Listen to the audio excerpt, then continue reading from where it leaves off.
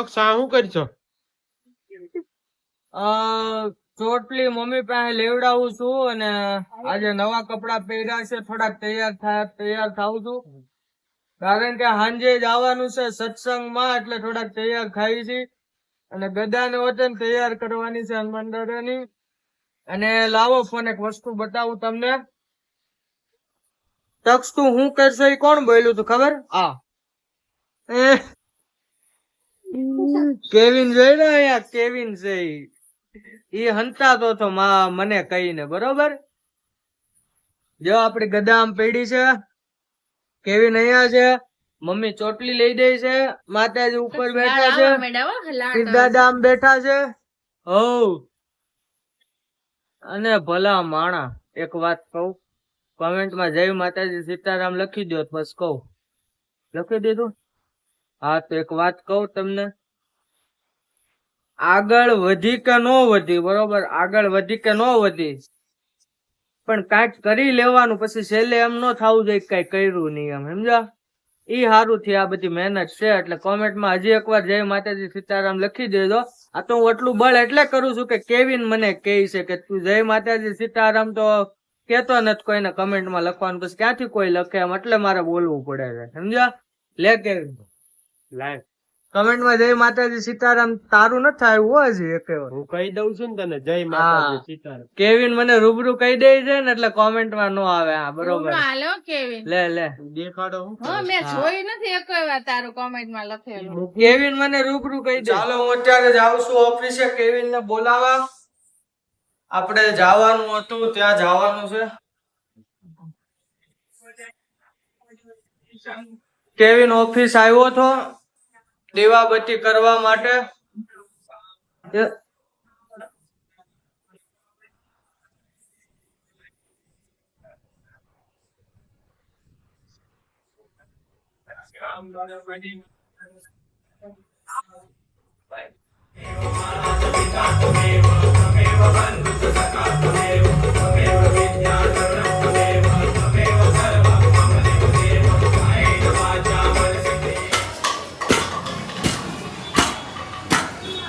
ચાલો અત્યારે અમે ઘરેથી નીકળી ગયા હતા અને આવ્યા છીએ ડભોલી ગણેશ આલુપુરીમાં. અને આજે શુક્રવાર છે એટલે મારે કઈ ઈચ્છા નથી ખાવાની અને મારે કઈ ખવાય નહીં, ઉપવાસ છે એટલા માટે. અને સાંજ સુધીમાં એવું લાગે તો એકટાણું કરી લેશું, નહીં તો ચાલવા દેશું આપણે. ને સાંજે સત્સંગમાં પણ જવાનું છે ગદા લઈને. હું કેવિન જવાના છીએ અને મિત પણ આવવાનો છે, તો તમે લોકો બ્લોગમાં બનેલા રહેજો.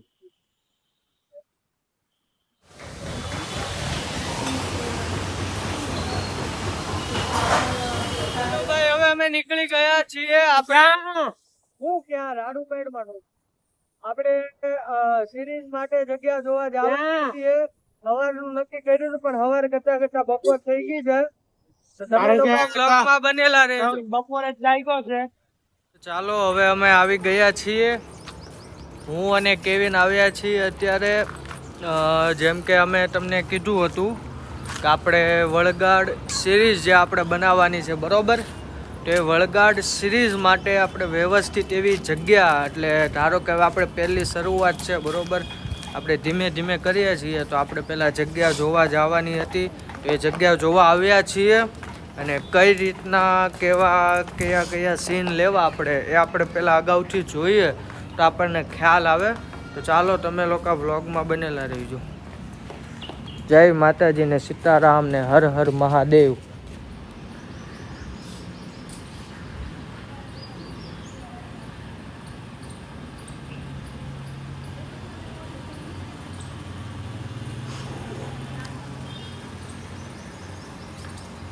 ઓમ નમઃ શિવાય.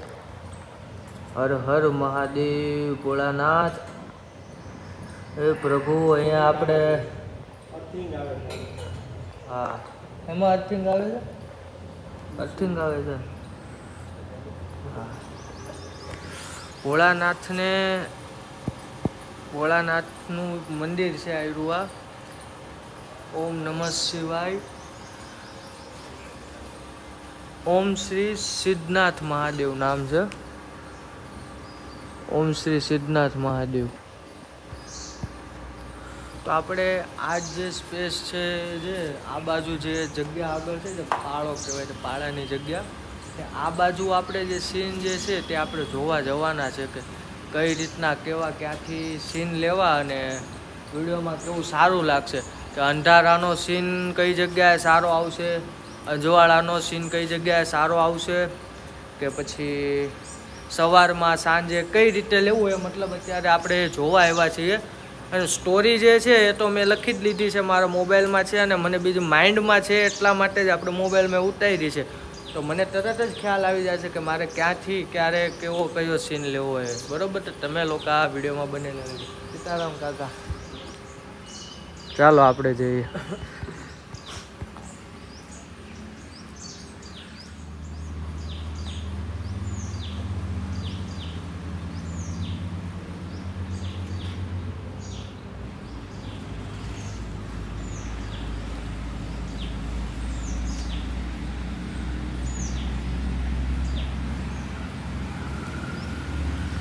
હવે એ આપણે છે ને જેમ જેમ આગળ જતા જાઓ ને, તું ને મીત જેમ જેમ આગળ જતા જાઓ ને એમ છે ને તમને એ ધ્વનિ સંભળાતી જાય, ને તમે સંભળાતી જાય ને તો ત્યાં ગદા લઈને બેઠો હશે, બરોબર.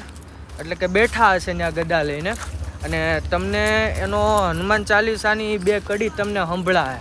પછી તમારે એની પાસે જવાનું અને એની પાસે જઈને તમારે છે ને સીતારામનો નાદ કરવાનો, બરોબર. રેડી છે જગ્યા. હા, જો આ જગ્યા અહીંયા મેળ આવે, અહીંયા કર્યું હોય તો આ જગ્યા સારી એવું છે, અહીંયા ઉતરાય એવું છે તો અહીંયા ઉતરાઈ જાય કે આગળ જ છે તો. જો આપણે આપણી સિરીઝ માટે આ રીતની જગ્યાની આપણે થોડી ઘણી જરૂર છે. આપણે જે પાછળ જગ્યા છે, બરોબર, પાછળ છે, આજુબાજુ જે બધી જગ્યા છે, પછી અહીંયા પણ આ રીતની આવી જગ્યા છે, બરોબર. જે આ ઝાડ પાસે અહીંયા નીચે આમ ધારો કે અહીંયા તપ કરતા હોઈએ ને એ રીતની જે જગ્યા છે, આવી આપણે આ ટાઈપની સિરીઝ માટે જગ્યાની જરૂર છે, બરોબર. જેથી કરીને અને પછી એડિટિંગ પણ મારે આપણે એવું કરવાનું છે. તો તમે લોકો વ્લોગમાં બનેલા રહેજો અને કમેન્ટમાં જય માતાજી સીતારામ લખવાનું ભૂલતા નહીં. અને બરોબર, તો ચાલો અમે પણ થોડી વારમાં નીકળીએ છીએ ઓફિસ જવા. તમે લોકો વ્લોગમાં બનેલા રહેજો. આય કેવિન, હું તો કહું ને તો મને આ જગ્યા છે ને પરફેક્ટ લાગી. આમ જો આપણે સિરીઝ માટે જે જગ્યાની જે પ્રમાણેની જરૂર છે ને, તો આપણે ભોળાનાથનું મંદિર છે અહીંયા, અને હનુમાન દાદાનું છે આરે, બરોબર, મંદિર. તો આપણે મંદિર છે અને જગ્યા એ પ્રમાણે છે. તો આપણે ટોટલી બધા સીન જે વળગાડના છે ને, હું તો કહું આખી સિઝન 1 જે વળગાડ છે ને, ભલે નાની એવી આવે, ભલે આપણી શરૂઆત હારી મોળી ગમે એવી થાય, પણ આપણે મહેનત કરવામાં કોઈ કસર બાકી નથી રહેવા દેવાની. ભલે વ્યૂઝ આવે કે ન આવે, કે લોકોને ગમે કે ન ગમે, પણ આપણે કોઈ કસર બાકી નહીં રહેવા દેવાની, બરોબર. જોરદાર જ બનશે, જોરદાર જ આપણે મહેનત કરવાની ને એવું કરવાનું, તો જ આપણને ખબર પડે ભાઈ કે હવે આપણે કઈ દિશા બાજુ આપણે જવું, બરોબર. મારી યુટ્યુબમાં 3 વર્ષથી ચેનલ છે, પણ મને એ નહોતી ખબર કે મારે હકીકતમાં કઈ દિશા બાજુ જવું. તો મને દિશા જાણતા મારે 3 વર્ષ થયા કે ભાઈ મારે હવે જવાનું છે આ દિશા બાજુ, એમ, બરાબર. તો કોઈ પણ કાર્યક્ષેત્રમાં એવું જ હોય છે, આપણને સમય કાઢીએ ત્યારે જ ખબર પડે છે કે આપણે કઈ દિશા બાજુ ડગલા માંડવા, એમ. તો તમે લોકો આ વ્લોગમાં બનેલા રહેજો. ચાલો હવે જઈએ ઓફિસ તરફ, ઘર તરફ.